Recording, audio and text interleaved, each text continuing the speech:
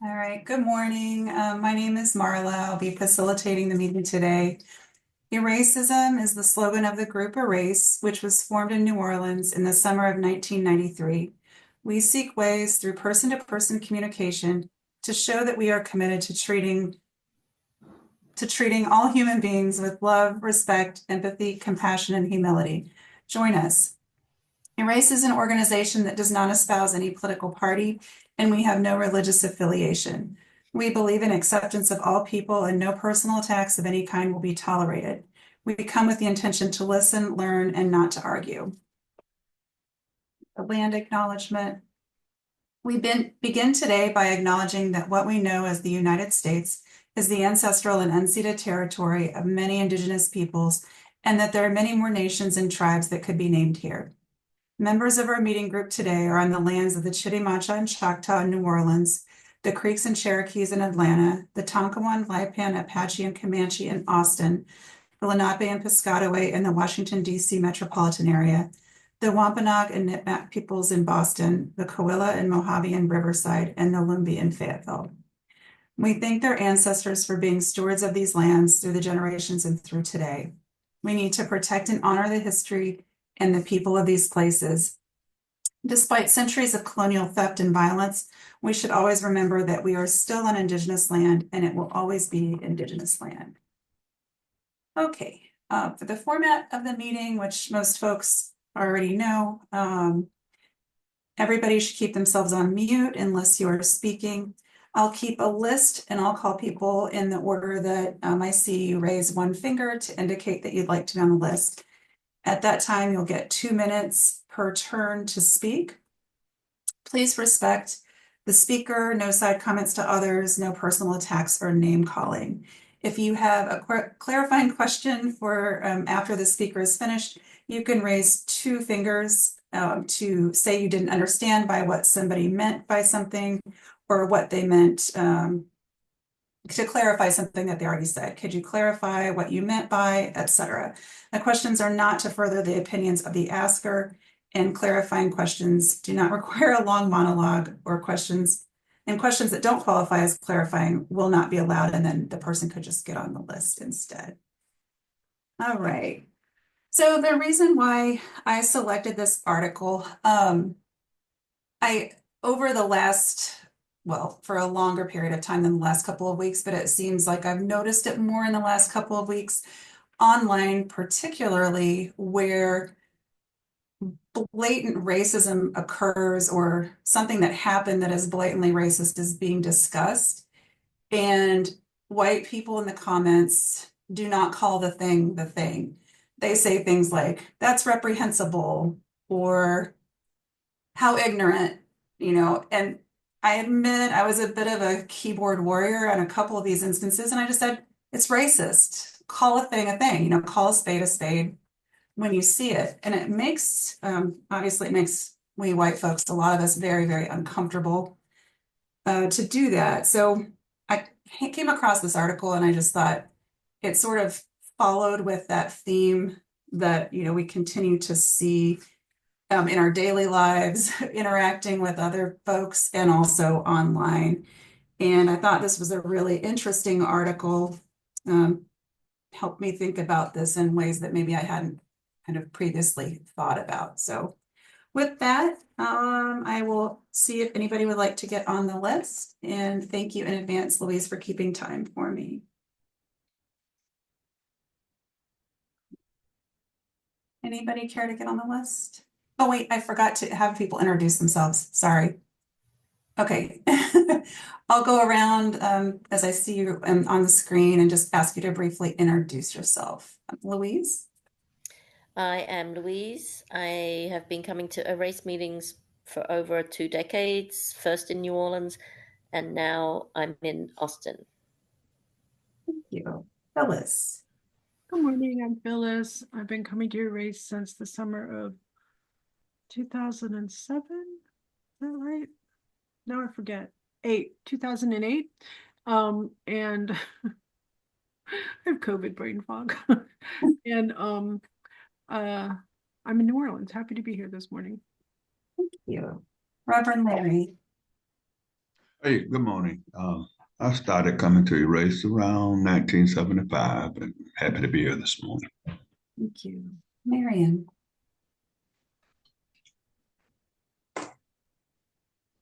Larry, we didn't start until 93. I'm sorry, I meant to say 1995. Thank you. I say, wait a minute, 75. What that didn't quite jive. Okay. I've been in fact I attended the first erase meeting at the where was it? The Broadmoor Library in June of 1993. Thank That was the you. very first meeting. Anybody care to get on the list?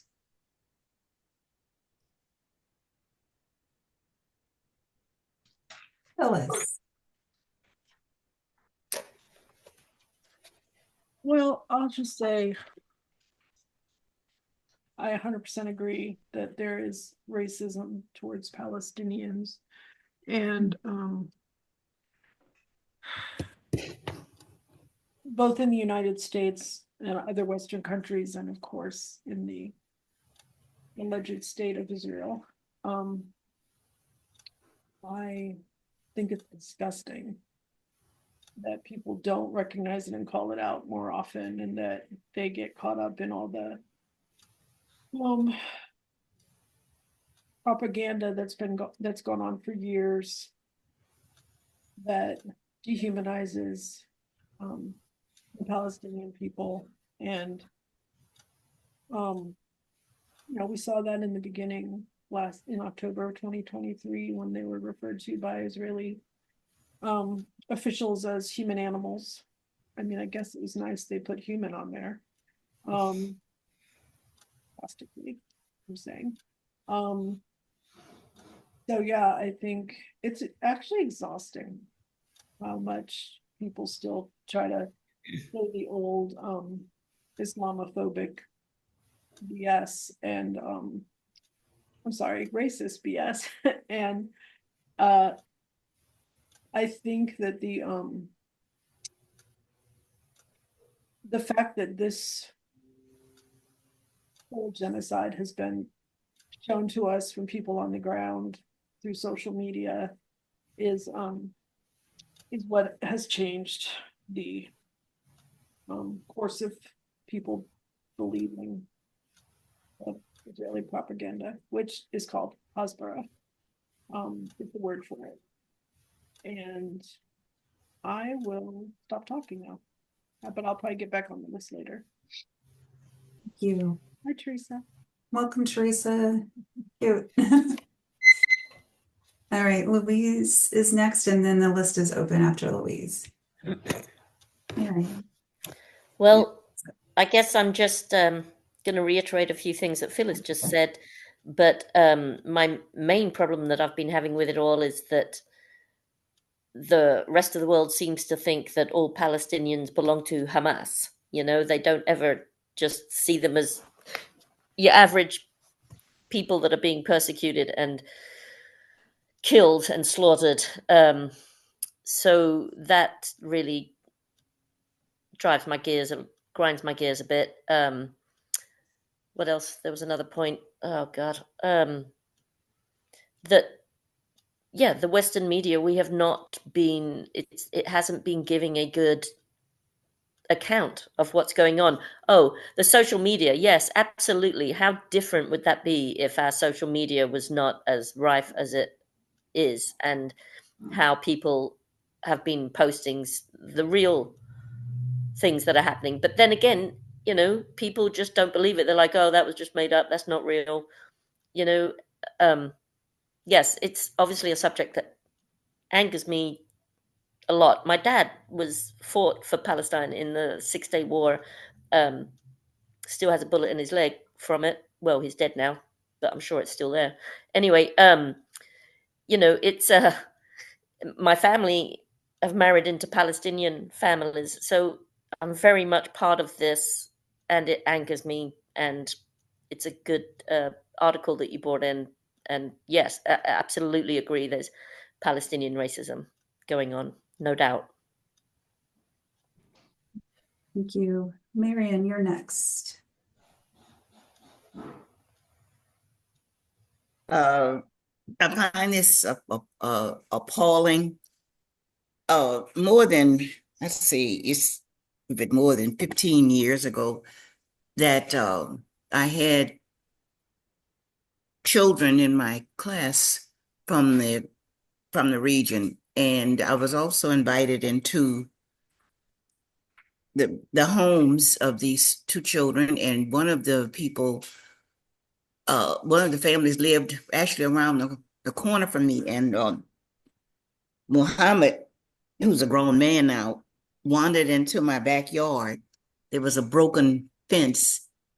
His mother was loading the groceries in the back of the car, and I looked up.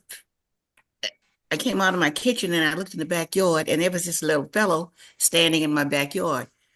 So my oldest son was home at the time, and I said, "Ken," I said, "there's this little boy standing in our backyard," and he said, "Mom, that's Muhammad." He said, "That's Fatima's little brother." I said, "Well, he's standing in the backyard." So his mother, in the meantime, had panicked. We knew where their house was. They were around the corner from us. So Kenneth took the Muhammad back to the house.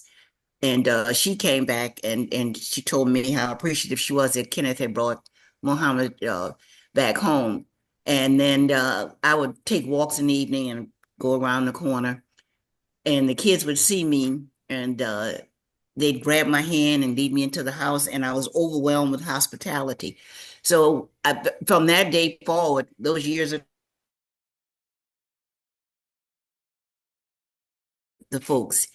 And I just find it absolutely appalling that they're trying to drive the people out of the area. And there was some poor man on television crying. He said, "What have we done? What have we done?" Uh, and I just find it outrageous. I think there's an arrogance and this nastiness on the part of some of the people who have the power, and it's just positively revolting. Would you like to get back on the list? I think I'll listen for a while. Okay, great. Teresa, you're next, and then Phyllis. Thank you. Phyllis, I'm sorry that I came during your serious point. Can you guys hear me? We could for a minute, and then you went out. Yeah, my hand's free. If it keeps doing this, I'll take it off. But anyway, I was just struck by the article when it says they don't say the word Palestine, and there's a certain narrative that is bandied about in most media. And if Palestinians are not the villains in the narrative, they're not going to say the word. And what struck me as interesting is that this article was chosen. Hey, let me try to get my audio. Let me try to get my Now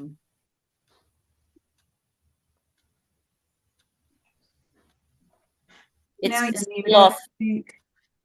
No, It looks like you're muted now.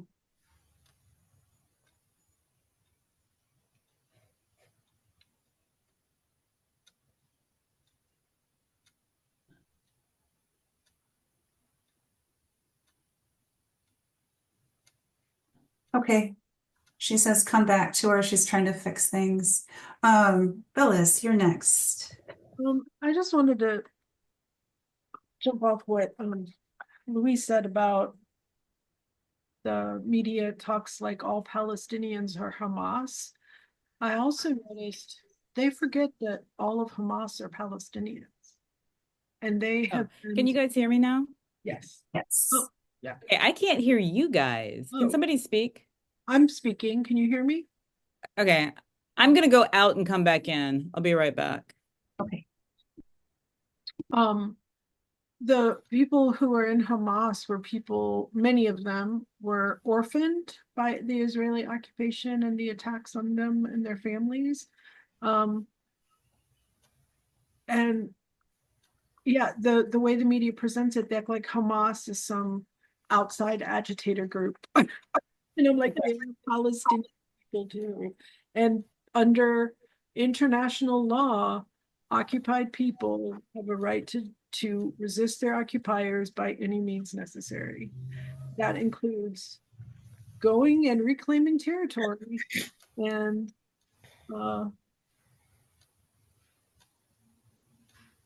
doing what they have to do. So I wish somebody would ask me, do you support Hamas or do you condemn Hamas? Because I'd be like, yep. I really, this has changed my whole perspective on nonviolence, this whole situation. Like I've been, I feel like I have too much privilege to tell other people to resist nonviolently. That's kind of so I'll stop because I want to hear Teresa start all over again because I want to hear the whole thing. Thank you. All right, can you guys hear me now? Yes. Yes. I normally use my headset, but nobody is home. Ooh, there's a gift right there. So what I was saying is the word Palestinian is only used when they are the villains in the narrative. If they are the victims or if even the heroes, it will be buried in the 7th paragraph. You don't see Palestinian. And, recently there was a woman who stowed away on an airplane and they were like, how did she get on the plane? And every time they asked, how'd she get on the plane? She's white. How did she get past security? She's white. It's like invisibility is a tool when you're with the powers that be. But if you're against it, you can only be visible when you're the villain. And I just thought, man, imagine if a Palestinian woman tried to do the same thing. She wouldn't have left the airport. Imagine if, it was a Palestinian man who tried to assassinate Trump. He wouldn't have gotten up on the roof. And that's when they would have used the word Palestinian. But, people don't get stopped or whatever when they have that white skin. And I understand that maybe the average white person doesn't understand that, but certainly people in the media do. Those media producers absolutely know. I only had a very brief experience myself. I mean, I was raised in Arkansas, Virginia, and North Carolina. When I went to Austin, I thought it was a much more progressive city.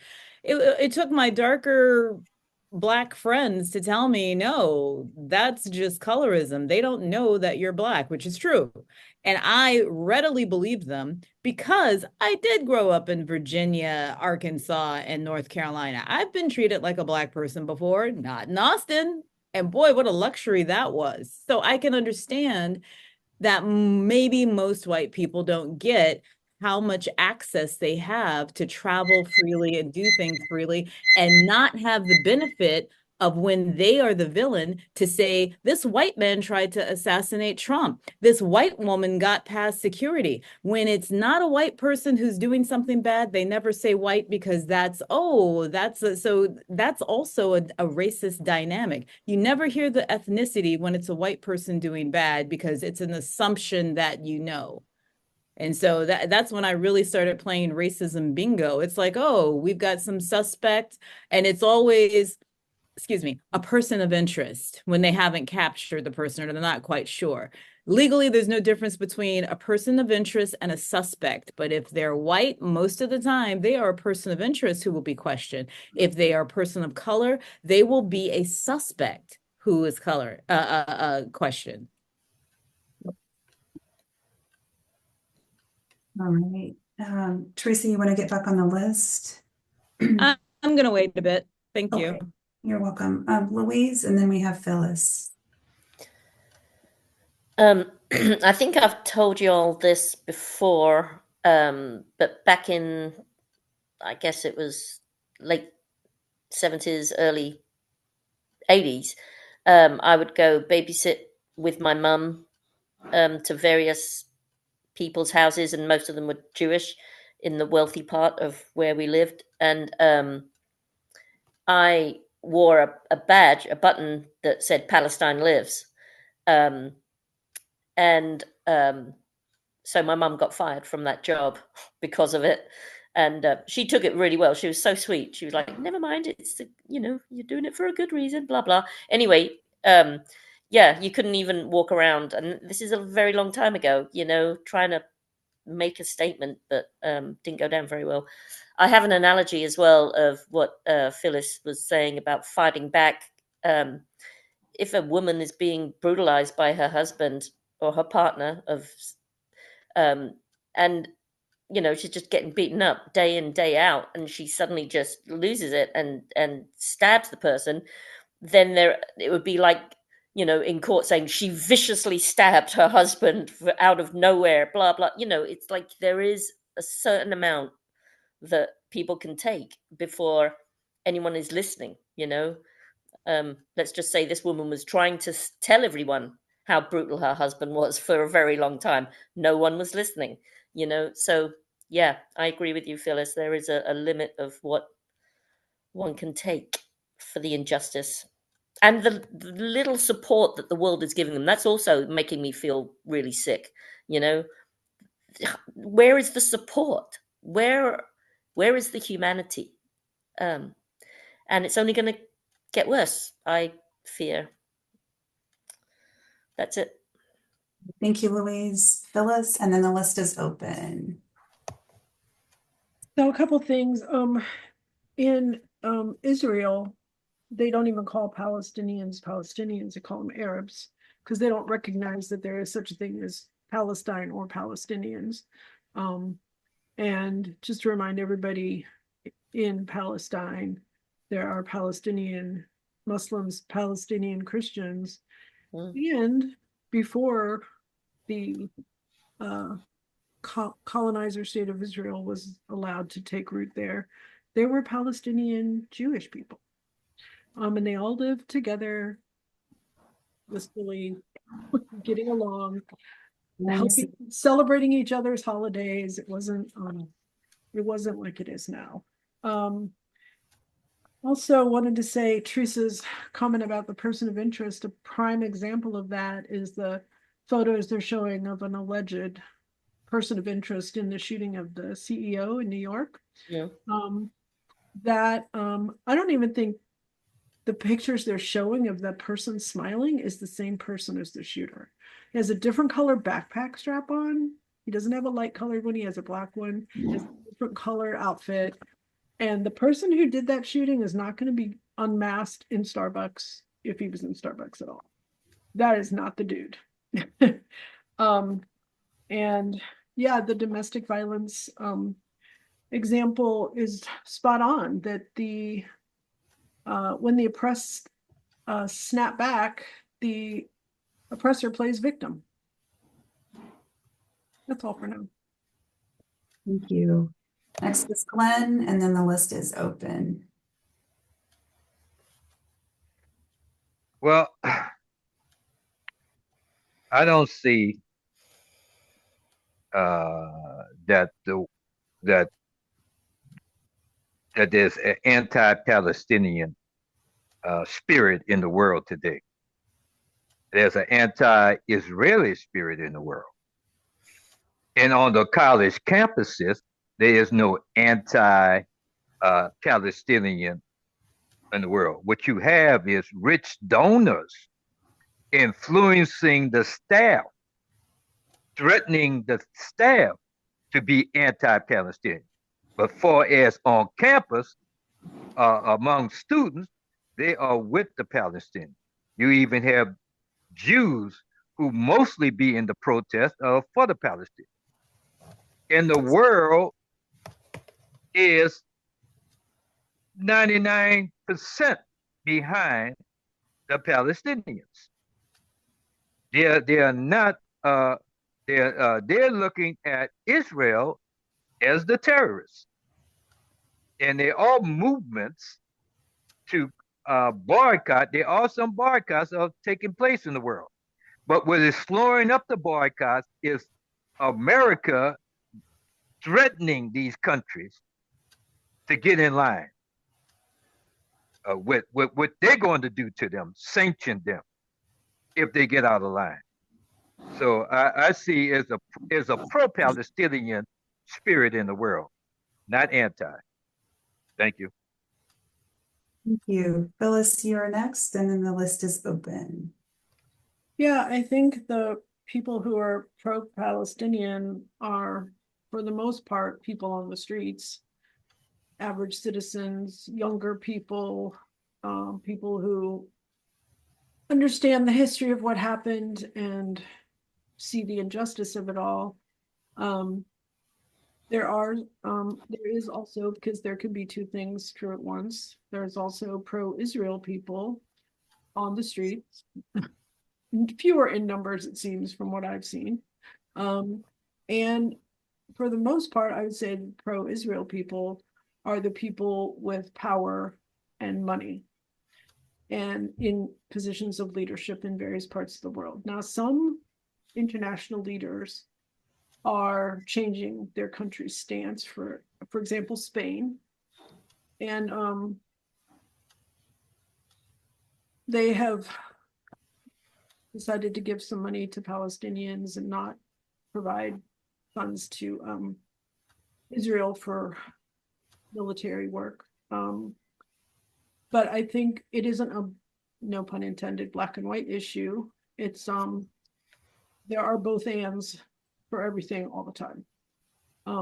There are students on campuses, yes, who are very pro-Palestine. There's also pro-Zionist students on campus who claim that seeing a keffiyeh or a Palestinian flag or hearing certain phrases spoken hurt their feelings and they don't feel safe, which is straight up yes.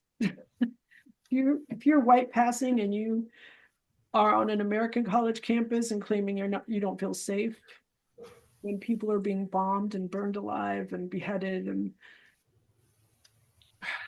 all the terrible things, you're just centering yourself and being full of yes. So I have a whole bunch of stuff I want to say and I keep getting sidetracked. So I'll get back on the list later. Thanks. Thank you, Teresa, and then the list is open. I'm glad you brought up, because that's used a lot, the notion of the dominant narrative and being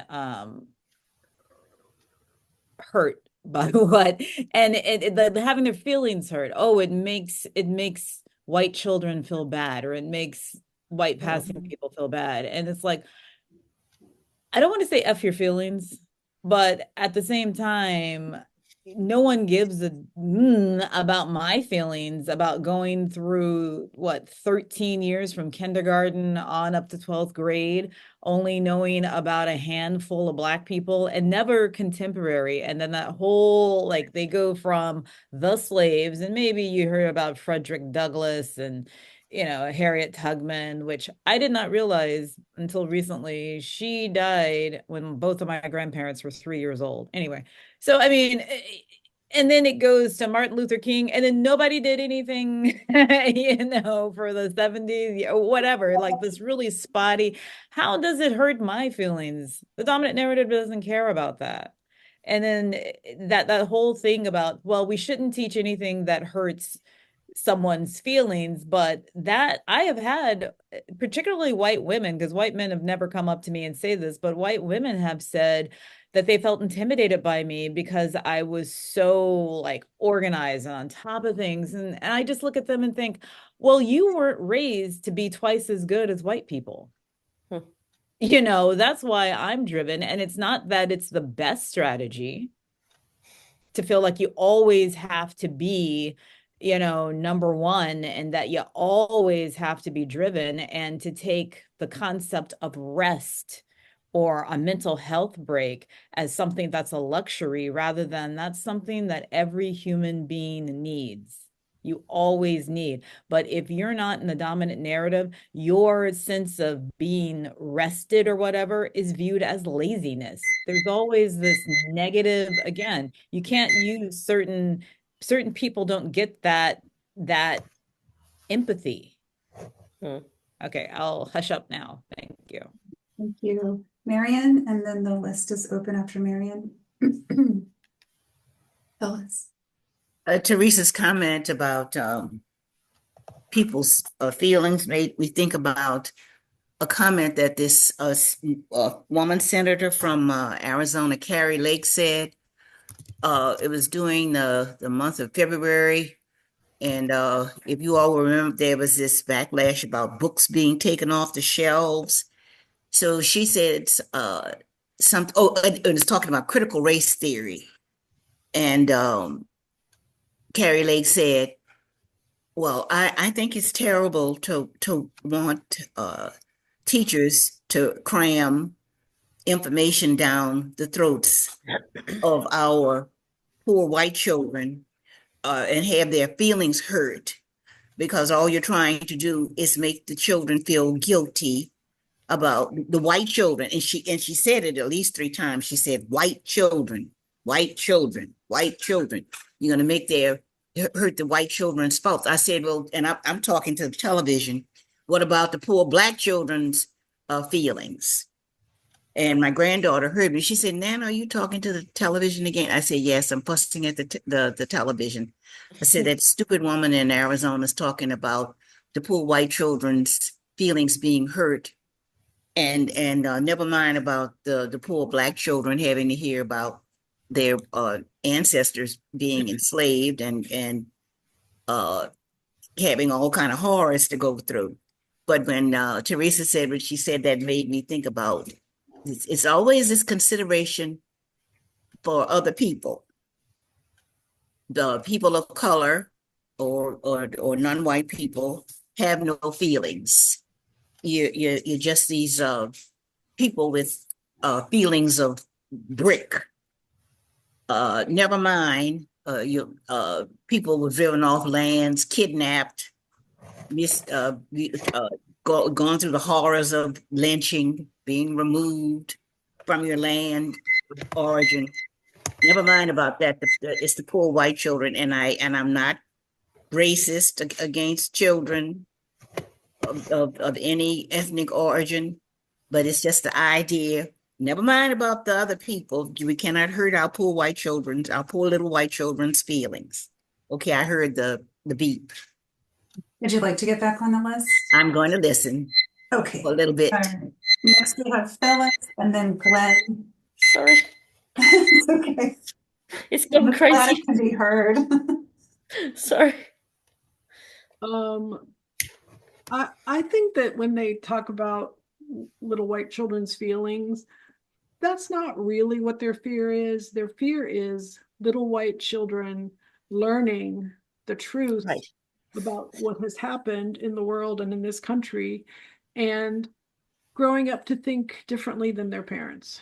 Mm-hmm. They are probably racist if they're upset about this education.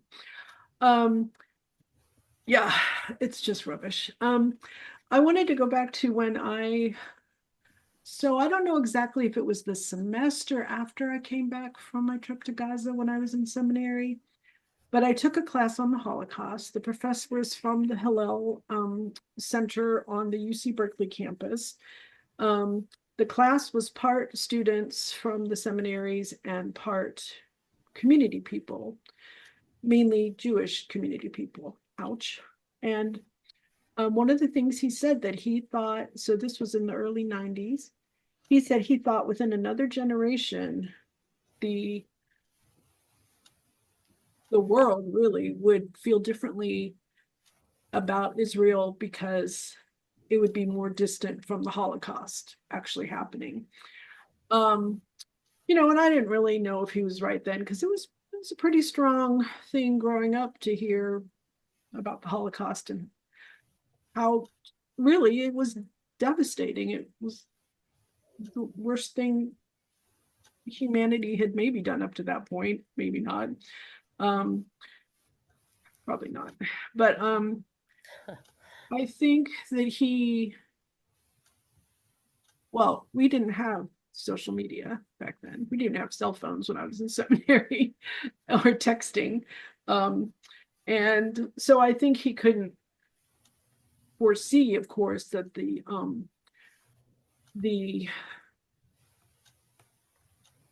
part of the way that change would happen would be this thing coming called social media. That's all. I didn't realize my time was up. My cat is biting. Get back on the list, Phyllis, to finish. Oh, you're muted. No? Okay. All right, Glenn is next, and the list is open. Okay. Kerry Lake, the politician in Phoenix, Arizona, is not saying this about how bad it make white children feel because she is stupid. She is saying that because she wants to appeal to racist voters. And that gets them on our side and forget about what else she's gonna do for them. She ain't gonna do nothing for them, but just that feeds their anger, and that gets a person voting unconsciously what they're voting for. Now, our news media is owned by a lot of powerful Jews, CNN and all of them. You know, they have to do what they're doing. Or anybody who do not report a pro-Israel view will be fired. And there have been some who spoke up and were fired. They had to get their own podcast. But see, they don't control the narrative no more, you know, because of the podcast, and because young people today was not raised like I was raised. I had to be home at 5:30 to hear the evening news. They're getting their news all day, and they get more raw footage than the media is going to give to you. And so they're getting them. And this is what these people who are against Israel, these young people against Israel, they're going to be your future leaders, and they're not going to be giving Israel this money and all that. They're going to remember this. This is not going to go away after 10 years. That's it. Thank you. The list is open. Phyllis, Oh, okay. do you want to get back on the list, Glenn? No, that's all right. I have to think of something. I think of something. Okay, Phyllis, go ahead. I'm sure he will think of them. I think that, and this is in no way a sympathetic statement, but I feel like most Israelis and most Israelis and Zionists, including Christian Zionists, have sort of been brainwashed to think that anything that happens to Israel is done without justification, and that it is because they're Jewish. And that's simply not true. If France had taken over Palestine and colonized it and did what Israel has done to the Palestinian people there, they'd be killing French people. They'd be resisting French people. That's what happened in Algeria. They resisted the French, not because they were French, but because they were occupiers. So I also think part of it is it's almost like an addiction, I would say, from what I've heard people's comments, to being victims. I posted a video with Dr. Gabor Mate, who is the child of Holocaust survivors and victims, I guess. I actually follow two of his son's podcasts. His family didn't start out being anti-Zionist, but they very much are now. But he was speaking, and a woman in the audience who's clearly a Zionist would not believe him that there were no beheaded babies, no babies in ovens, and no evidence of sexual assaults on October 7th. She could not let go of the idea that these things happened. And these stories have been debunked, despite our current president saying he saw pictures of the beheaded babies. He's straight up lying or demented. I just think it's part of the brainwashing that's happened to people who've gone to live in Israel and people who don't live in Israel but are very pro-Zionist. I think that's it for now. Thank you. Louise is next and then Amal. I was just going to agree with Glenn of all that he said about, you know, Carrie Lake and all other people. It's not because they're stupid, it's because they want to get votes. I mean, that's how Trump won this election, out of fear and sending, you know, that message to all of the people that they're going to be taken over by immigrants, you know, and so yeah, it's just a very small point that I agree with that, and I think that's what we're working with now. Um, that's it, really. Sorry, not much. Thank you. Amal is next and then the list is open.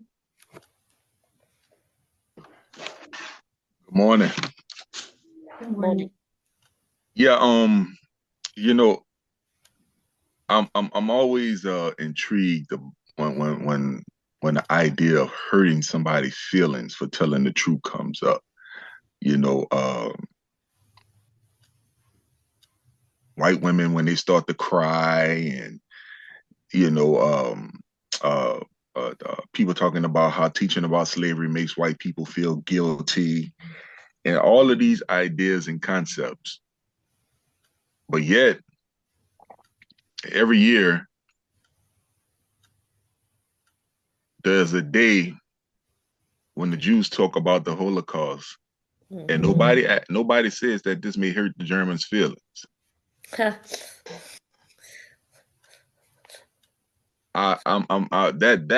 part. No one says, "Oh man, we can't teach about the Holocaust and the horrific things that happened in Nazi Germany. This may hurt the Germans' feelings." Mm-hmm. Yeah. But yet, every year, this is every year, this country, the United States of America, just had a national holiday called Thanksgiving. Nobody ever questioned whether this hurt Native Americans' feelings or not.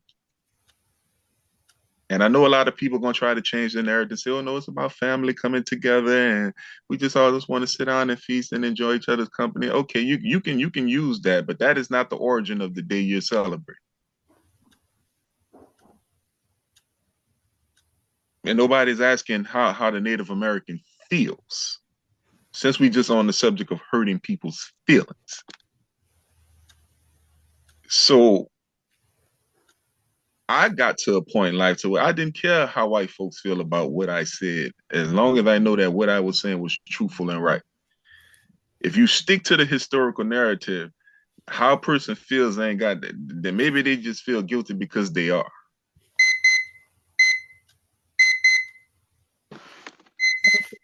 The list is open. Phyllis. Well, as a former little white child, when I was learning about, the Underground Railroad, read books about slavery, read books about prejudice, read books about the civil rights movement, I never felt guilty or that my feelings were hurt. I felt like, okay, well, then it's my job to make sure we do better, as much as I can. I will tell you two times I have felt what I guess would be guilt and sort of despair for the world was when I saw Rosewood and when I saw Dances with Wolves. We can have a lot of conversations about Dances with Wolves, but I saw both of those in theaters and I went home and sobbed for a long time. But when I was little, I was an adult when I saw those. When I was a child, and I just loved to read, I loved to learn things. And Sojourner Truth gave her Ain't I a Woman speech in my hometown. So I grew up knowing about that. And I didn't really in my mind separate or think these people are different than me as a human being. By what's happened to them, yes. Because obviously I knew that my family wasn't rich, or, they were Appalachian. But I knew that they still had more rights and privileges in the world than, for instance. So that's all for now. I just wanted to say that. All right, Teresa's next, and then we have Glenn and then Marion. Yeah, I just have a small comment. Marion, now that we're about to get a felon in the White House, I think we should change the narrative of not talking to the TV. I'm going to start calling that my open-eyed meditation with chanting, because it really does help my mental health. And I invite you to join me on continuing the same thing that you have been doing it, but just packaging in another thing. I'm going to take a card from the deck of Republicans. Oh, I could be outraged when somebody else do it, but I'm going to call it something else when we do it. And I don't think it's a bad thing to get negative feelings out your body in a healthy way, because, I think it was, I don't remember which woman said it. It's like when men get angry, they go to war. When women get angry, they go shopping. I'm not going shopping. I'm going to yell at the television, which I'm now calling open-eyed meditation with chanting. It's a bit verbose. If you guys can come up with a shorter phrase, because at one point it's like, and I wrote out, I don't even call them Christmas cards anymore. I used to call them holiday cards. And now it's just the end of the day or end of the year. And I cut out, all those advertisements you got in the mail. There was a certain candidate and I loved her pictures. And all my cards have her pictures on it. And I was just like, okay, so I didn't get one of my wishes for the end of the year, but that's not going to stop me. And I just started redefining things at that point. So it's just like, yeah, and I even put in several cards. I think it's just nostalgia and habit that I really want to cling to sanity and logic. It doesn't seem that it's going to get us too far. Maybe it will. I mean, I should have raised the glass that at least the Republican Senates didn't allow some of the most egregious candidates for cabinet. It's like, wow, someone who should really be in jail isn't going to be the top lawyer. I am really excited that you cling to whatever brings you joy whenever you get it, because you don't ever know how long that's going to last. But it was like, bravo. Glenn is next, and then Marion after. Yes, the media is a great brainwashing tool that politicians use. They feed them lies, and then not only that, you know, uh, these industry. This is an industry, the news media. It is a industry that's not only involved in in giving out movies and giving out news and all. They are embedded in other huge industries of which uh, they will manipulate the American public to go to war in the name of that interest. Uh, we had no business being in Vietnam and no business in these other recent wars that we're in. It's all about, and America has about 800 military bases outside of the United States, and they're there for big business. If some country wants to go against that's going to hurt big business, there's a military base over there to change their mind. So uh, no, it's not. It's our the media. I was talking about the Indians, about what you're seeing on TV. Hell, every time I seen white folks get in trouble in a movie, and the Indians about to kill them, I say, man, I hope the cavalry come to the rescue and save them white folks. They had them brainwash me. Or if I seen the African trying to get his freedom, I say, oh man, the poor white folks is outnumbered. I hope somebody come and save them. You know, so I was brainwashed. You know, and they're still brainwashing people through the media. Okay, that's it. Thank you. Thank you, Marion, and then Teresa. And then I think we'll have time for a couple more and then probably the wrap up after that. So, Marion? Since we've been talking, I went back in time and I thought about my days as a young child, about 8, 9, 10 years old, going to Sunday school. Um, those of you that know me known a long, long time. Uh, know my some of my religious beliefs, but there was always we were given these little cards with oftentimes of drawings of Jesus Christ on the cup and sitting at a table or sitting around with the disciples.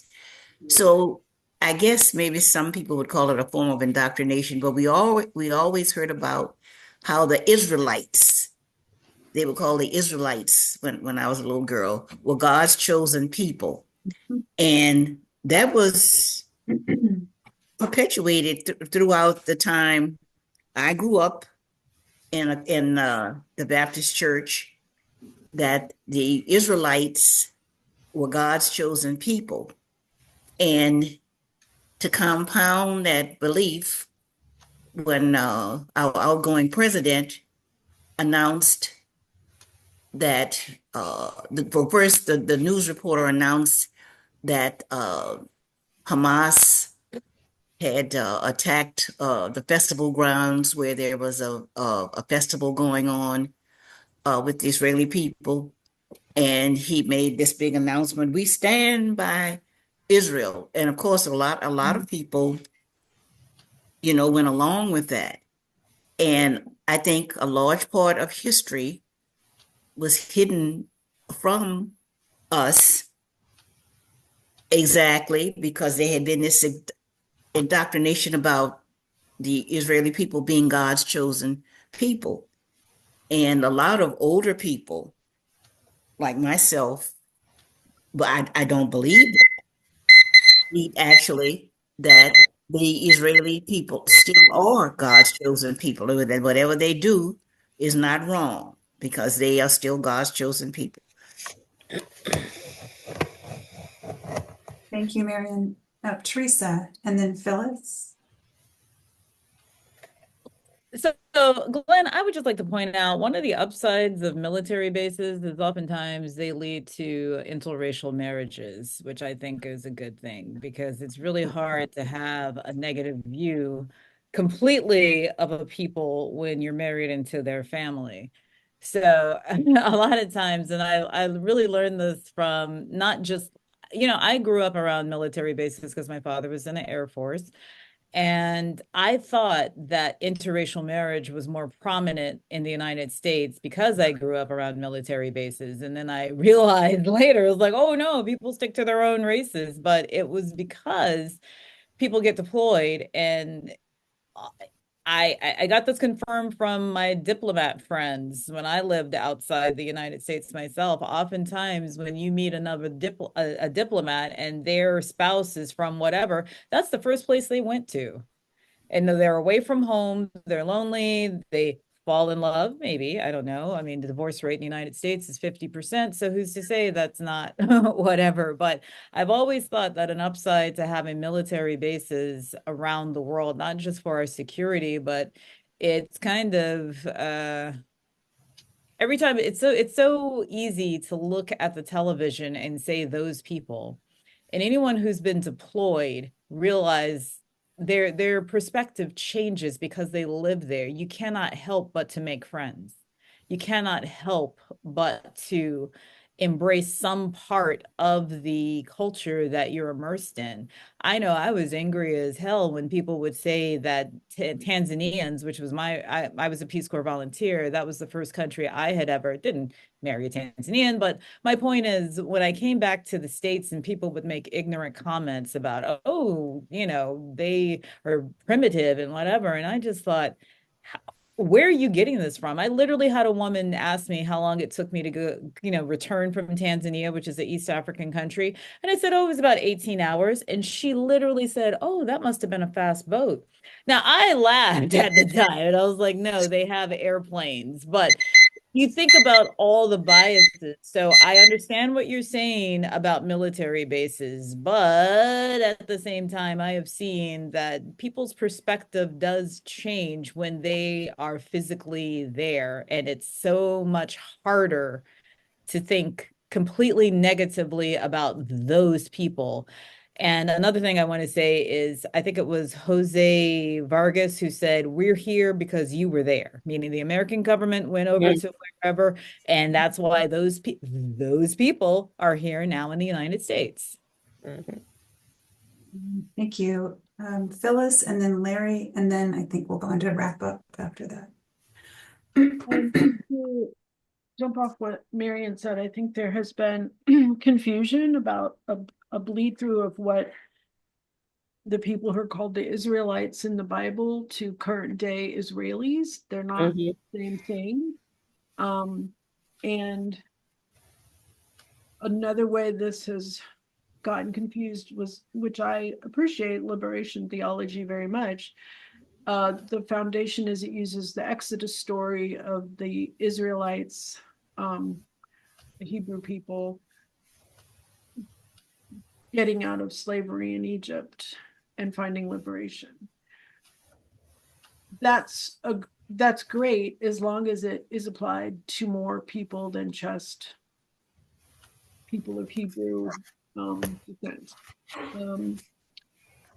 It was very common in Latin America for liberation theology to be taught. But I think it has also caused some hardlining of who gets to have liberation and who doesn't. And I don't believe that there's any such thing as God's chosen people, but I think if there were, God would have much higher standards for them than is currently being displayed by the Israeli Zionist government. Thank you. And then we'll go and do the wrap ups.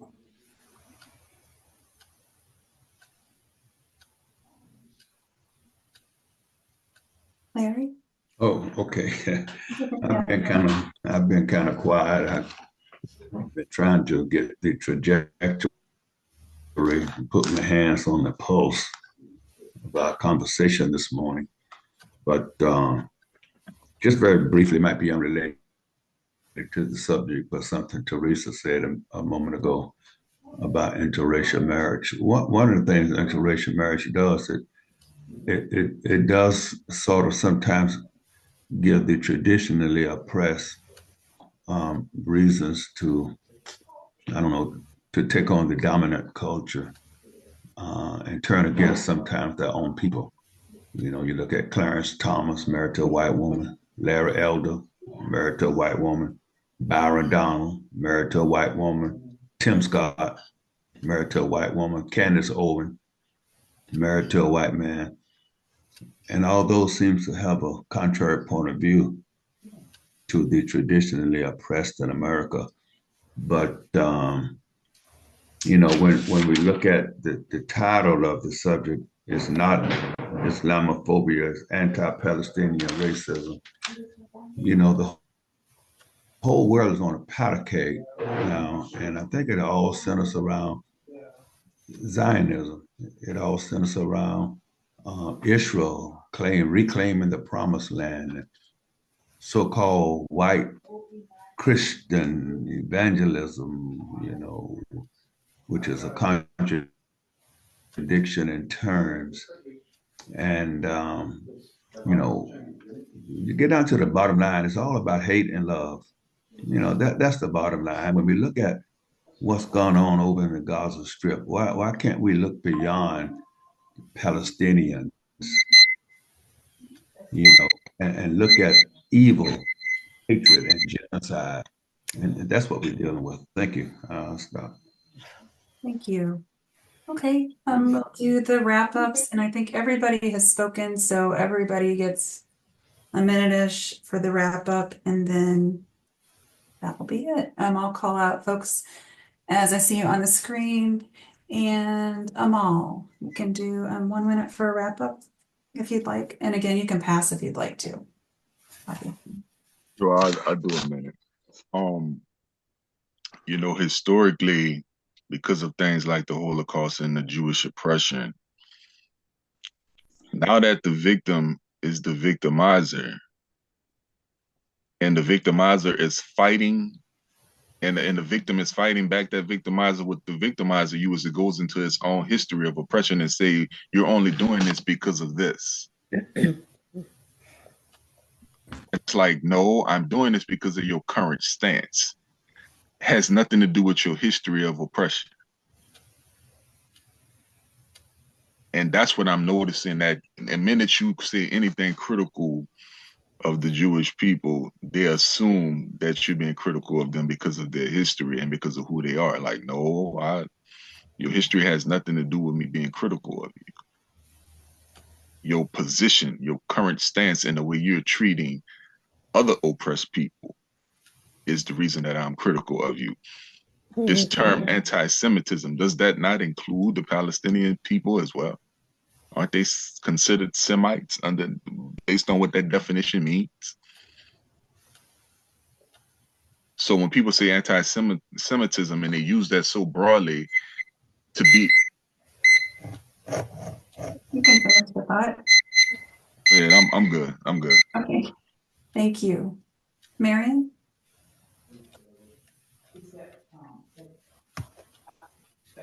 I would just like to say I appreciated the topic this morning. It's something that is needed to be discussed since we are members of the human race. So I very much appreciated the topic this morning. Thanks to everyone. Your comments were really appreciated. Teresa, you have a minute if you'd like. Thank you for bringing this article. I think that's all I have. I pretty much spoke a lot, and I even put in the chat. But thank you for allowing this discussion to take place. Thank you. Reverend Larry?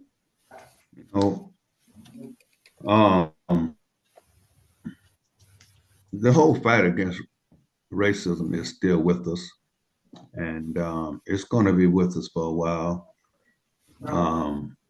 Black America has become so fragmented now that it's sometimes hard to determine who is black, who's not black. What do we mean by Black America? Black America as we used to know it doesn't even exist no more. When you got African blacks coming over, blacks from the Caribbeans coming over who don't identify with the traditional African Americans. I think the dominant society to some degree has succeeded in fragmenting the Black community so much that our voices are almost being silenced. But until this nation come to grip with the reality of manifest destiny, the reality of the Indian Removal Act of 1830, the reality of slavery, segregation, Jim Crow, and think that it could just be brushed under the rugs by keeping our kids from the history. Thank you. Louise? Back to something Teresa was saying about traveling to different countries. I do have to say, and no offense, but Americans really have not been really immersed in other countries. Obviously, that's a broad statement. Although, what is it? 91, only 5% of 5% of Americans had a passport, which has changed a lot now. I think it's like 50 or 51% have a passport, which is great. So they're obviously traveling, or they're getting ready to run away from the country, whichever way it is. But yes, you need to be immersed in another country, another culture to understand it. You can't you cannot really get a grip from just watching, a few shows on TV, and maybe having someone from a different culture at work, that you talk at the water cooler with. So yeah, broaden our horizons and all of that stuff. Great article. Thanks. Thank you. Thanks for keeping time. No problemo. Phyllis.